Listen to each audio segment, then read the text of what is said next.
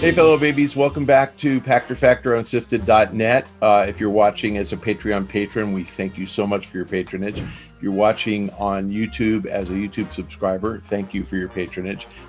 If you have an Amazon Prime account, you are able to link it to your Twitch Prime account. Amazon will pay us and we'll recognize you with a scrolling ticker at the bottom of the screen. So take a look at the bottom of the screen right now. You will see all of our Twitch Prime supporters. It's free for you if you're already paying Amazon, and they will pay us. So please follow the instructions in the show description and link your account. If you're doing none of those things, I insist you follow me on Twitter at Michael Pachter, and tell me on Twitter that I shamed you into it. I will give you a shout out on Twitter. Thanks very much. Let's move on to today's question. Today's question from Patreon from Connor Doofus. Given that the Metroid series has never sold more than around 3 million per release, and Metroid Dread has topped the pre-order charts at least at 2 retailers, what does that say about the Metroid franchise? Do you think 2D Metroid Dread will sell well in the end? How do companies forecast the game sales and greenlight projects? I'm about to say something that could be completely wrong, and you guys can look this up and correct me, but I don't think Animal Crossing ever sold more than 10 million units until this one. And I think maybe one of them might have sold 15 million over like 5 years. But this thing is like a 30 million unit seller. So there's something going on with the Switch. It's probably that it's actually a really great console. And I think it's the first one that's kind of married the handheld concept with kind of console guts. So you're playing console games on a big screen handheld.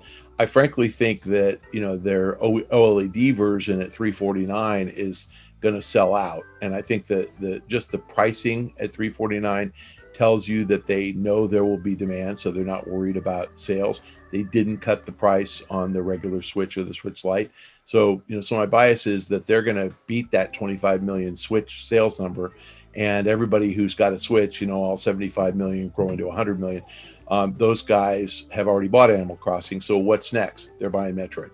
I don't think it's going to sell 50 million units, but I think it'll sell 10. And so I think you see these things go up. In fairness, I think that the Switch has actually really captured an audience of people who like games. And I think that they're hungry for games.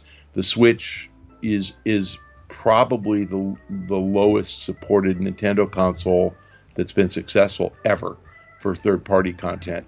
And by third party, I mean AAA third party. There's plenty of Golf Stories and Stardew Valleys on there, but you're not getting FIFA on there. You're not getting Call of Duty on there. And the Wii had into the entire EA Sports catalog, so you had all sorts of stuff. So I think that the Switch is actually interesting. I think that the emergence of free-to-play games and the ability to play Fortnite and Apex Legends, on the Switch has won over a big audience. So Fortnite players, 9-year-olds, it's easy to make that your first console so you can continue to play Fortnite. So they've had big sales success, big audience adoption, and I think that Metroid is a title that's going to do super well, and I don't think the 2D matters at all. I think that's just an art style.